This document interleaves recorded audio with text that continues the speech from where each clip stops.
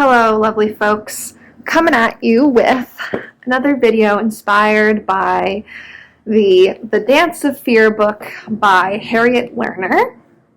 There is so much in this small book that really resonated with me, and a lot of things that I am working through currently, and I thought I'm just going to start creating shorter videos, chunking out some of the key nuggets that I'm taking away from this book, so as to not create an hour-long video of me just going through random bullet points.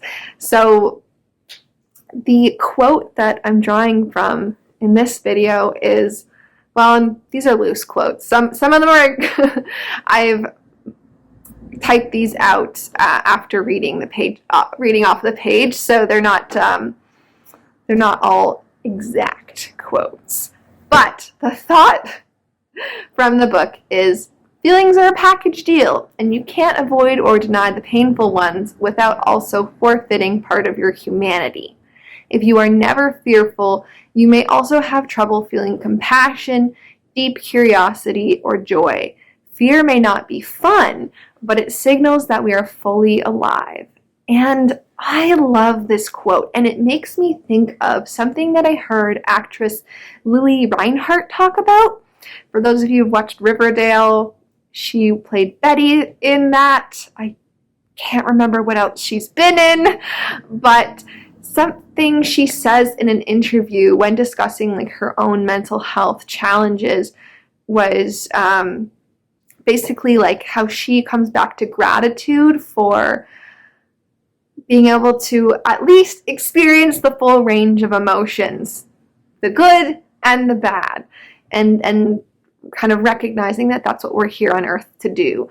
And that's something that I come back to a lot, that I've got a lot of feelings, and I've got big feelings, and sometimes those feelings aren't fun, but I'm not doing my job if I'm not open to experiencing all of those things.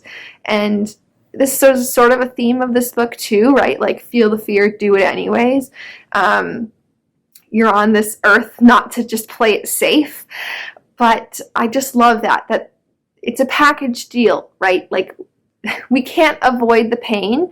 We can't avoid the challenges of life without forfeiting part of our humanity. Because what makes us human is that ability to affect and be affected by life and by others. And that's that, that yin and yang of life. Buddhism talks about suffering being a necessary, natural part of our lives, and something that I remind myself and my siblings that, you may feel this way now. You might be at the bottom of the hill now, but there's gonna be another peak. And life is peaks and valleys. And we just, instead of being in that valley and focusing on, I don't want to be here, this isn't comfortable, this feels icky, this feels bad.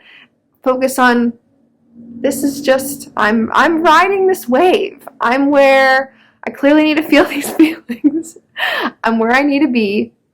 Things are gonna go uphill again, and that's natural. I will sit patiently with myself as I work through this time or this season of life, whether it's busy or full of grief or whatever challenge you're facing. I think and I think that goes back to too, right? Like, if we experience a specific hardship in our life, I know for me, it tends to help to frame it as, I needed to go through that to become the person I am now, or to get to where I am now. Attaching meaning to those not so great parts of life, I think makes them more digestible and tolerable. And so if we can look at our fear and any of the painful feelings that we feel as just another emotion on that broader wheel of all the feelings we can feel in a lifetime, and maybe try not to even attach such negativity to some and positivity to others, I think that can help.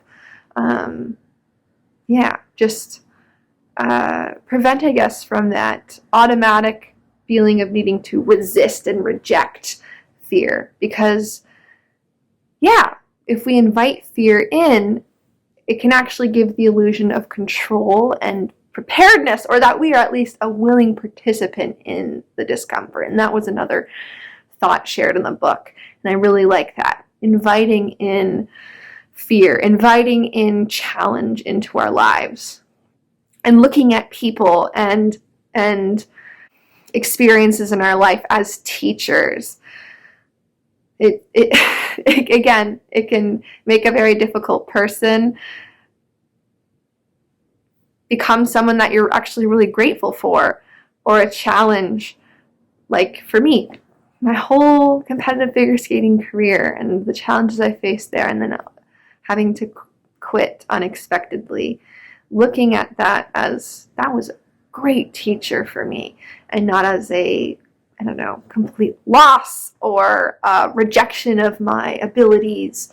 You know, I didn't make it to the Olympics, so I'm a failure for the rest of my life. Like, that's not very helpful. But if I look at it as, wow, I learned so much resilience and independence and learned how to commit myself to something fully, and that's such a symbol of my hope for life and belief in myself. I can continue to have that belief in myself going forward in other ways. So yeah, reminder again to myself, invite fear in. Invite fear in. It's going to come anyways, so we might as well just invite it in and say, hey, I know you're going to show up, and I'm going to let you do what you need to do to remind me that I need to pay attention, to warn me to be on my guard, or pay attention to warning signs and signals. Help keep me safe emotionally and physically. Sometimes the fear is a good thing, right? It's not always an overreaction. So I know what you're here to do. I know why you're showing up. I'm going to recognize that you've shown up and then make the mature decision to evaluate whether I need to listen and have you stop me from continuing on this path, or whether it's, thanks for that fear. Like, good to know that I have a possibility of being rejected, and I might be embarrassed, or I don't know, this might hurt me, but I'm going to do this anyways because I want to, and I feel like ultimately it's going to be a good thing for me. Whatever the case, but I think having that dialogue with fear, it's just another part, right? It's just another part of us, and it's often attached to,